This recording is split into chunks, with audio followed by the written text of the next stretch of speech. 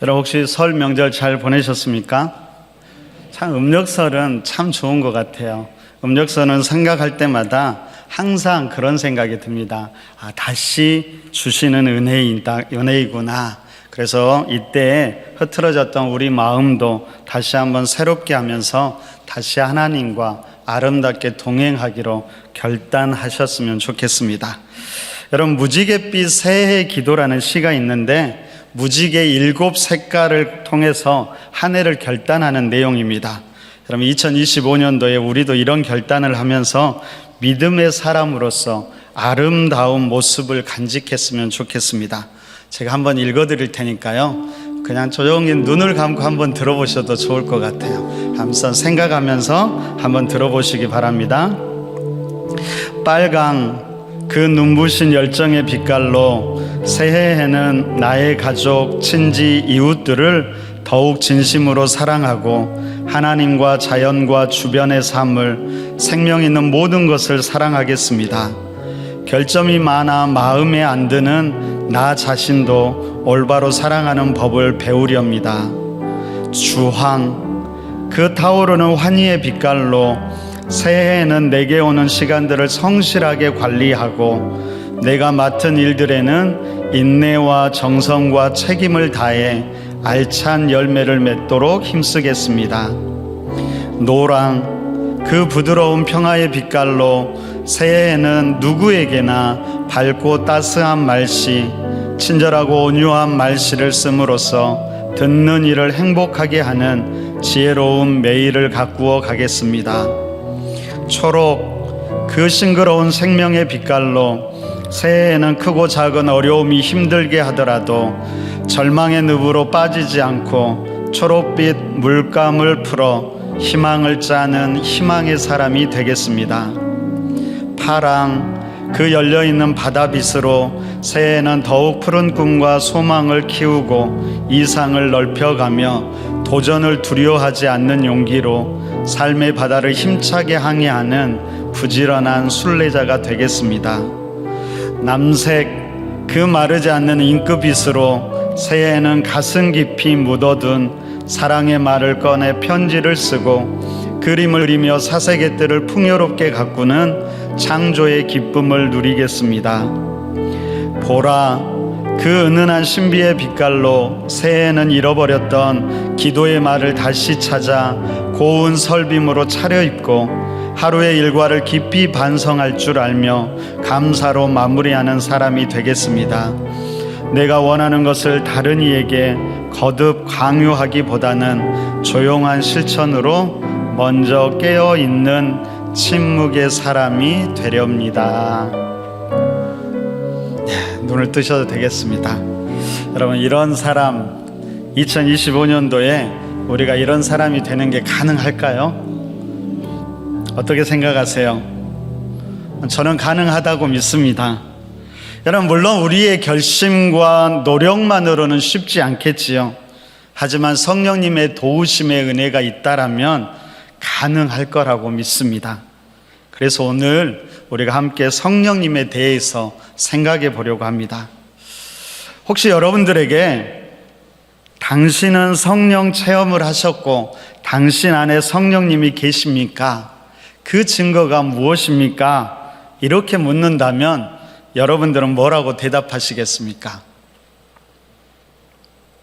한번 생각해 보세요. 여러분, 그 대답을 잘 생각해 보면 우리의 신앙의 모습, 신앙의 행태를 엿볼 수 있을 것입니다. 아마도 이 신앙에서 체험을 강조하신 분들은 특별한 체험이나 은사를 떠올리겠지요. 내 삶 가운데 그런 경험이 있었나? 나에게 어떤 특별한 은사가 있지? 그렇게 생각해 보면서 그런 것이 떠오르지 않을 때는 혹시 내 안에 성령님이 계시지 않는 건 아닌가? 그렇게 생각하기도 할 것입니다. 아마 구원론적으로, 그러니까 교리적으로 성령을 이해하는 사람이라면 어떨까요? 여러분, 성령이 아니고는 하나님을 아버지라고 부를 수 없다고 했으니까 예수님을 구주로 믿고 하나님을 아버지라고 부르는 것, 그 자체가 성령을 받은 증거라고 이야기하겠지요. 한편 성령의 인격적인 면을 강조하는 사람은 성령의 임재를 경험하면 우리의 인격이 하나님을 닮아간다고 생각할 것입니다. 그래서 우리의 삶 가운데 우리 인격이 아직 성숙하지 못한 면이 발견된다면 아직도 성령의 임재를 경험하지 못했구나, 그렇게 생각하겠지요. 이것도 저것도 다 복잡해, 다 귀찮아, 그런 분들도 있겠지요. 여러분, 그런 분들은 어떨까요? 아마 이렇게 생각할 것 같습니다. 목사님께서 우리 안에 다 성령님이 계신다고 했으니까 그냥 당연하게 내 안에 성령님이 있다고 믿을 수도 있겠지요. 그러면서도 가끔씩은 진짜 내 안에 성령님이 계시나? 그렇게 의심하기도 할 것입니다. 그럼 다 괜찮습니다. 다 나름대로 일리가 있지요. 여러분, 그런데 우리가 지금 계속 읽어나가는 이 사도행전은 그러면 성령에 대해서 어떻게 이야기할까요? 오늘과 다음번 설교에서 사도행전이 말하는 성령님에 대해서 몇 가지를 살펴보려고 합니다. 여러분, 먼저 우리가 기억해야 할 것은 사도행전의 핵심적인 구절입니다. 여러분들에게 사도행전에서 가장 중요한 핵심적인 한 구절을 찾으라고 하면 여러분들은 어떤 구절을 찾겠습니까? 어떤 구절이 생각나세요? 많은 학자들은 오늘 우리가 읽었던 사도행전 1장 8절을 이야기합니다. 오직 성령이 너희에게 임하시면 너희가 권능을 받고 예루살렘과 온 유대와 사마리아와 땅끝까지 이르러 내 증인이 되리라 하시니라. 여러분, 올 한 해 우리가 사도행전 말씀을 묵상하는데 이 한 절 정도는 꼭 암송하면 좋겠습니다. 그래서 예배가 끝나고 나가실 때 제가 좀 문 앞에 서 있을까 생각 중입니다. 그래서 이 구절을 외운 사람들만 집에 보내고 나머지는 못 가게 하려고 했는데 제가 그렇게 독하지를 못해요. 그래서 다 하지는 못하고 오늘 우리 청소년부들이 특송을 하려고 왔는데 제가 청소년부 아이들에게 나중에 한번 물어보도록 하겠습니다. 여러분, 1장 8절 이 한 구절은 우리가 꼭 함께 외웠으면 좋겠습니다. 그 마음으로 우리 함께 한번 읽어볼까요? 사도행전 1장 8절을 다시 한번 읽어보겠습니다. 자, 시작. 오직 성령이 너희에게 임하시면 너희가 권능을 받고 예루살렘과 온 유대와 사마리아와 땅끝까지 이르러 내 증인이 되리라 하시니라. 우리 청소년부들은 다 외웠죠? 다 외웠을 거라고 믿습니다. 여러분, 사도행전 1장 8절은 성령이 어떤 분이라고 말하기보다는 성령님이 임하셨을 때 나타나는 대표적인 현상을 이야기하는데요, 바로 권능을 받는다라고 이야기합니다. 그러면 이 권능이라는 것은 도대체 무엇을 말하는 걸까요? 여러분, 예수님께서 승천하시면서 제자들에게 예루살렘을 떠나지 말고 아버지께서 약속하신 것을 기다리라고 했습니다. 아버지께서 약속하신 것, 그것이 바로 성령이었죠. 제자들은 이 약속의 말씀을 붙잡고 한 다락방에 모여서 더불어 마음을 같이 하면서 오로지 기도에 힘쓰게 됩니다. 그렇게 기도했는데도 처음에는 아무런 일도 일어나지 않은 거예요. 그런데 그렇게 한 10여일이 지났을 때, 바로 오순절날이 되었을 때 강력한 성령의 임재를 경험하게 됩니다. 우리는 이것을 오순절 성령 강림이라고 이야기합니다. 여러분, 물론 그 전에도 성령님은 이 땅에 계셨지요. 예수님이 시험을 받을 때도 성령님께 이끌려서 시험을 받았다고 이야기하고요, 예수님이 세례를 받을 때도 성령님께서 비둘기처럼 임하셨습니다. 예수님께서 부활하신 후에 제자들을 처음 만났을 때 숨을 내쉬면서 성령을 받으라고 말씀하기도 하셨습니다. 여러분, 구약 성경에도 이 성령님이 등장하지요. 창조 때에도, 아니 그 이전에 하나님의 영이 수면 위를 운행하고 있었다라고 성경은 기록하고 있고요, 구약의 직분자들에게 특별한 임무가 주어질 때도 성령이 임하셨습니다. 특별히 선지자들에게는 계시의 영으로 임하기도 했지요. 그러니까 예수님이 승천하기 전에도 성령님께서는 이 땅 가운데 계셨다라는 겁니다. 그렇지만 강력한 성령의 임재, 그리고 집단적 성령의 임재는 바로 사도행전에 나오는 오순절 성령 임재 때였습니다.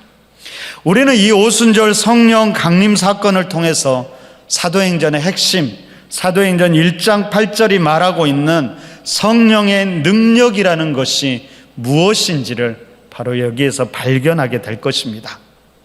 우리 1절과 2절을 우리 함께 한번 읽어볼까요? 사도행전 우리 1절과 2절입니다. 우리 함께 읽습니다. 자, 시작.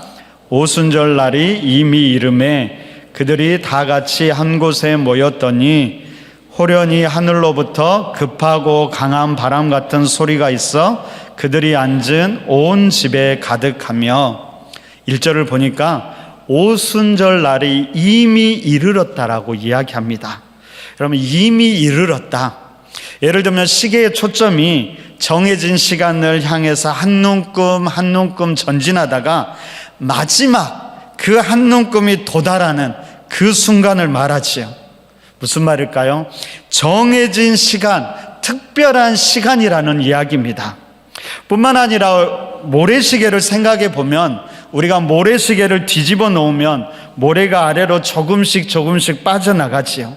그러다가 마지막 모래의 알갱이 하나가 마지막 밑으로 떨어지는 순간, 이제 모래가 가득 차서 더 이상 모래가 들어갈 수 없을 정도가 된 바로 그 상태를 이야기합니다. 그것을 사도행전에서는 충만이라는 단어를 사용하는데, 오순절 날이 바로 그런 날이었다라는 겁니다. 여러분, 이스라엘에는 가장 중요한 3대 절기가 있는데요, 그 3대 절기는 유월절, 오순절, 초막절이지요. 우리나라에도 중요한 3대 명절이 있습니다. 어떤 날일까요? 설날, 그리고 추석, 그리고 마지막 세 번째는 뭘까요? 아시는 분도 있고 모르시는 분도 있더라고요. 뭘까요? 단오라고 합니다.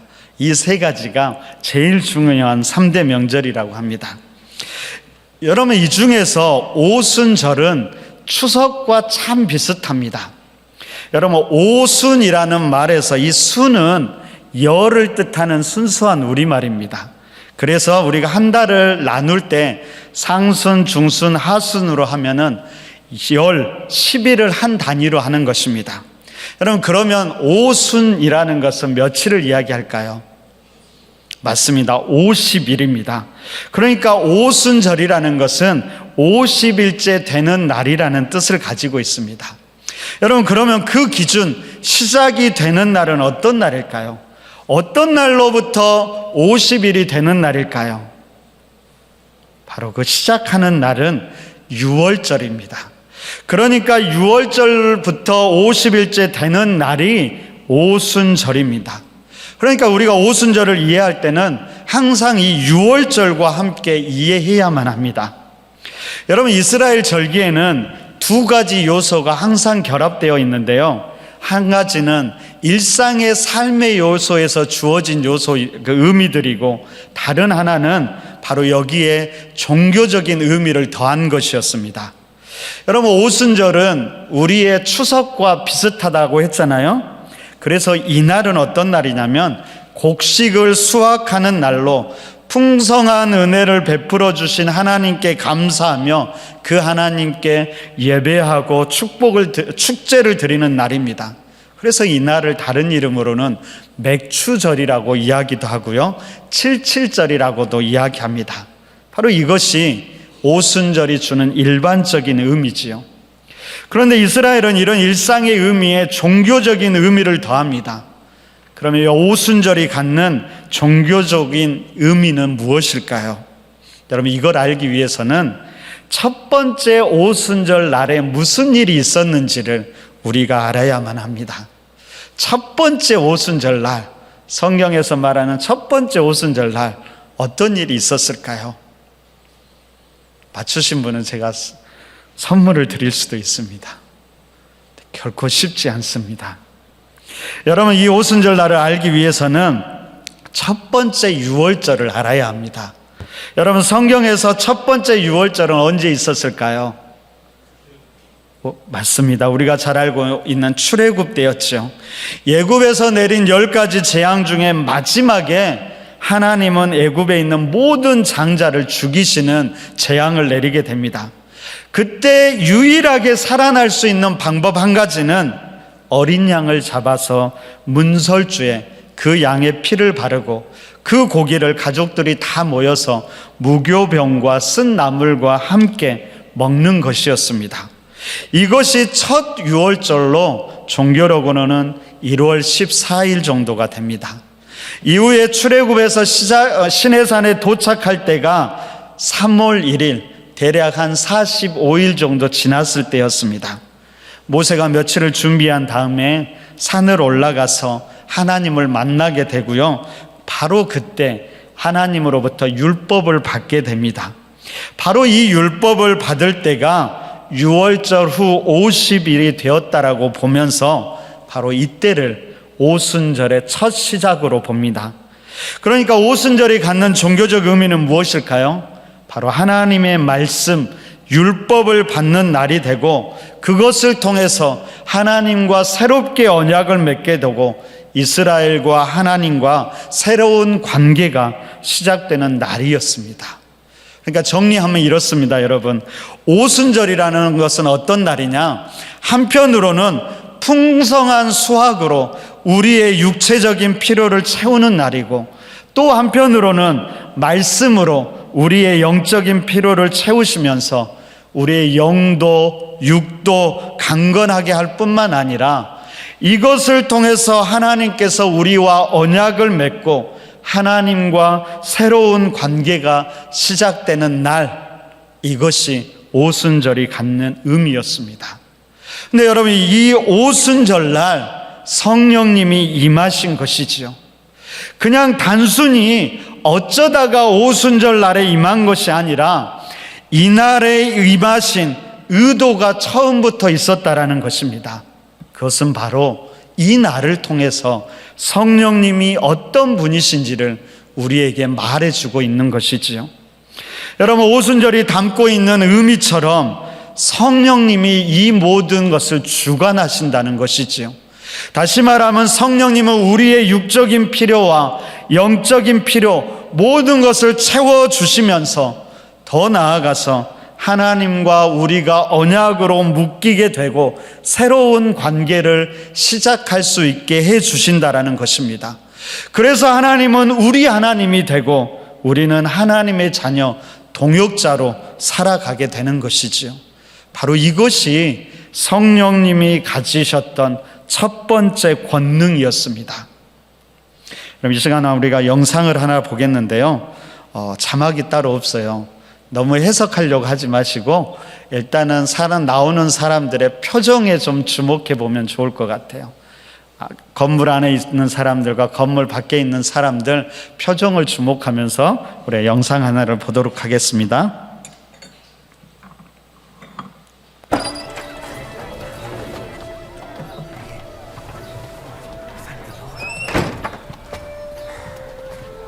John, I'm glad you're all safe. It's good to see you again, Stephen. Matthew. What form will it take? When will it come? Jesus said all we had to do is ask. I have been asking. Every day. The Holy Spirit will come when the time is right. I think we should pray together. Our Father, who is in heaven, hallowed be your name. Your kingdom come, your will be done, on earth as it is in heaven. Give us this day our daily bread, and forgive us our trespasses, as we forgive those who trespass against us. And lead us not into temptation, but deliver us from evil.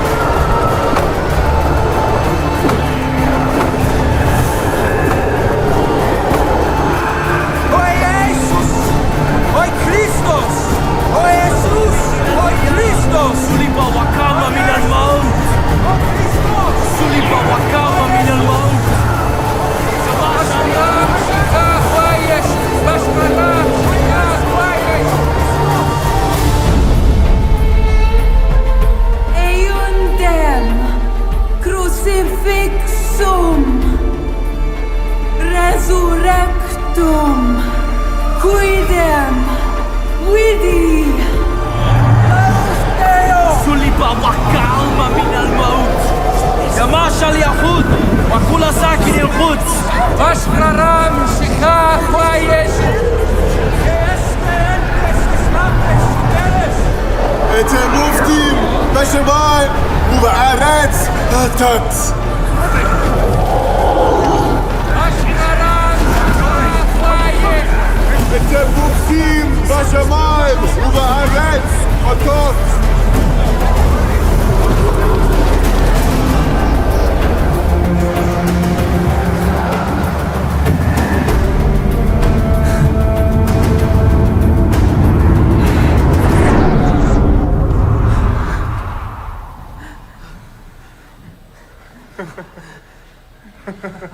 How can we speak those languages?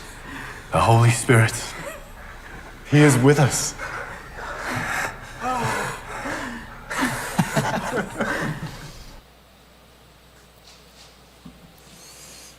무슨 이야기인지 아시겠죠?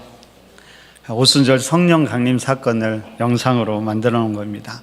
그럼 이 영상을 보면서 저에게 제일 감동으로 다가온 것은 여러분 처음에 절망과 두려움에 가득한 제자들의 표정이 성령의 임재를 통해서 밝아지고 감격하게 된다라는 것이었습니다. 단지 그들의 얼굴의 표정만이 아니었지요. 그들이 성령 충만함을 받았을 때 그들은 실제적으로 변화되기 시작했던 것입니다. 한때는 예수님을 버리고 도망간 제자들, 무서움에 떨며 집 밖으로 나오지도 못했던 이들, 부활을 경험하고도 여전히 의심의 눈길로 예수님을 바라본 제자들이 바로 성령님의 임재를 통해서 담대하게 변했고 사도행전의 놀라운 역사를 일으키게 된 것이지요. 결코 제자들 자기들의 힘만이 아니었을 것입니다. 성령의 임재를 통한 성령님의 권능이었죠. 바로 이런 성령님은 생명의 영이고 능력의 영이고 회복의 영, 변화의 영이었습니다. 여러분 창세기를 보면 하나님께서 세상을 만드실 때 말씀으로 만드시는데 유일하게 사람만 흙으로 만드십니다. 여러분 흙은 가장 흔한 물질이지요. 그 흙으로만 사람을 만들었다면 사람은 어쩌면 가장 흔하고 무가치한 존재가 되었을 것입니다. 그런데 하나님께서 거기에 한 가지를 더해 주시죠. 바로 생기를 불어넣으셨습니다. 사람은 그 생기로 인해서 하나님의 속성과 성품, 모습을 가지면서 하나님의 형상을 가진 생영이 됩니다.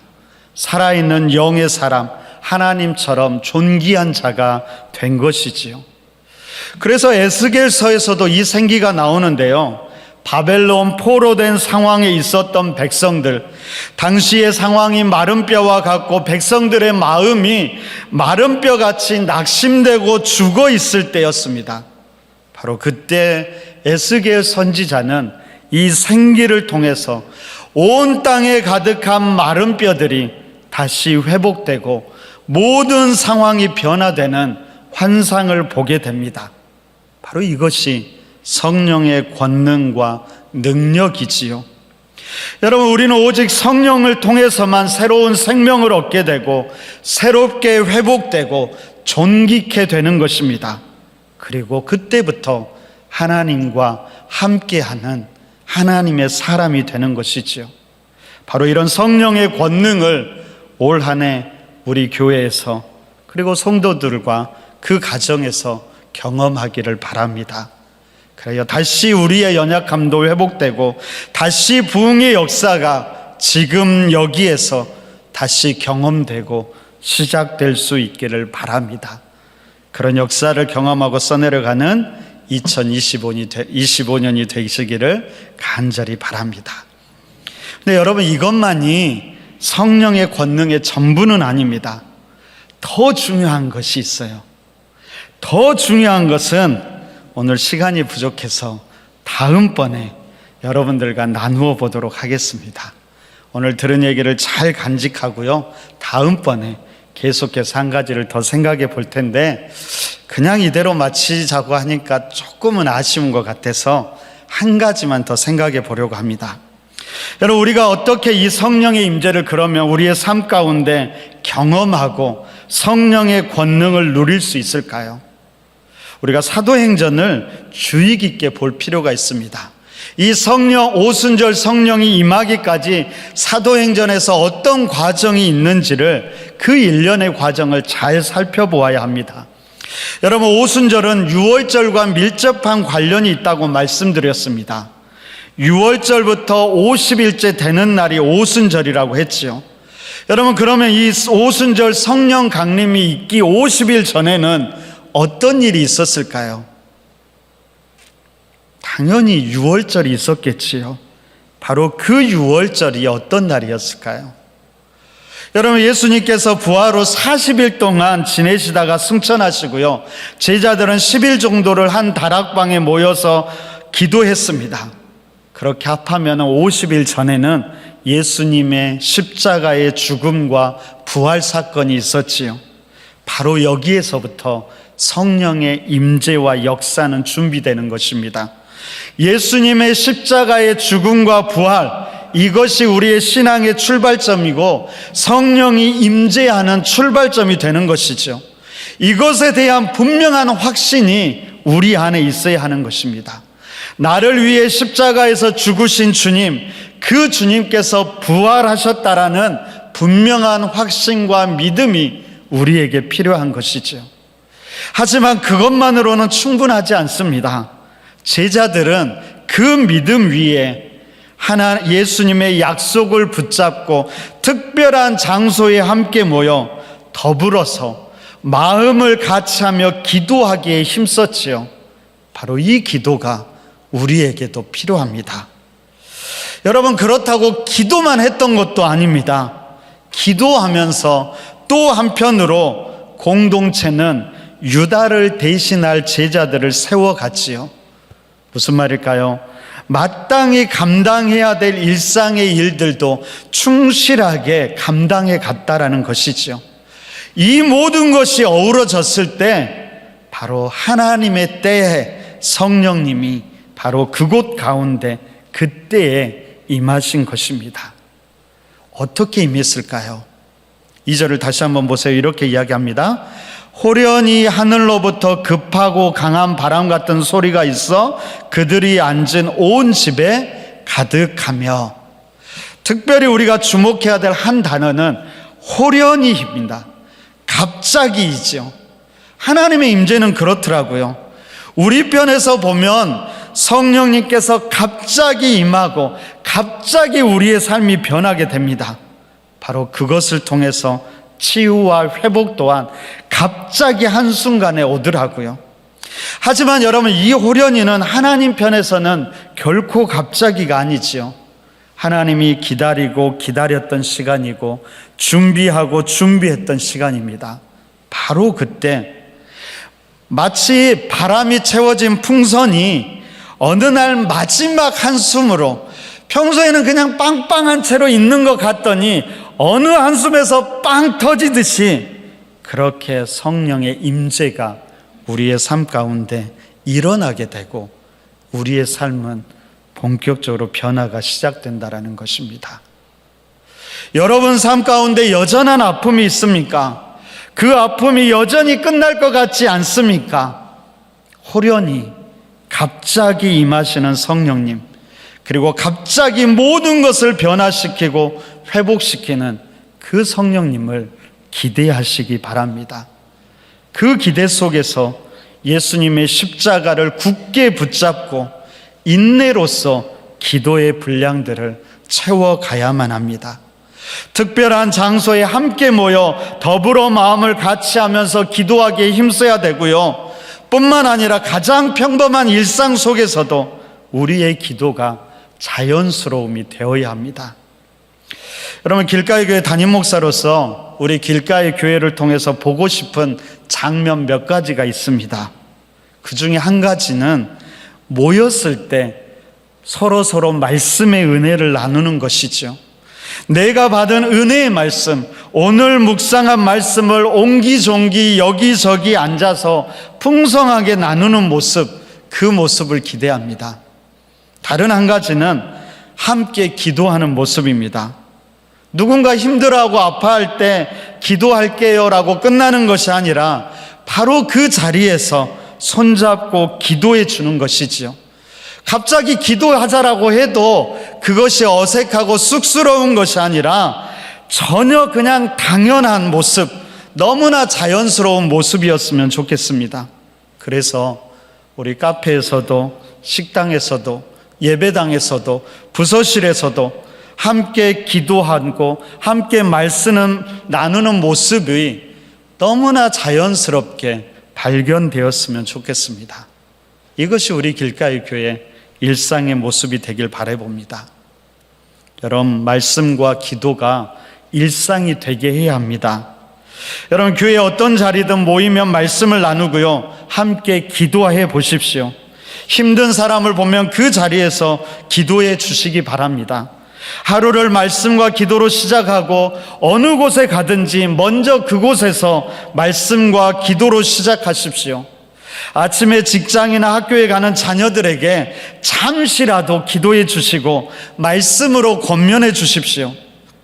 그러다 보면 우리는 어느 날 호련히 임하신 성령님을 경험할 것이라고 믿습니다. 그때 하나님과 우리의 관계가 다시 새로워지고 우리의 삶의 걸음걸음마다 사도행전의 역사가 다시 재현될 것이라고 감히 믿음으로 선포합니다. 그 은혜를, 그 풍성한 은혜를 누리고 그 역사를 써내려가는 2025년이 되시기를 간절히 바랍니다.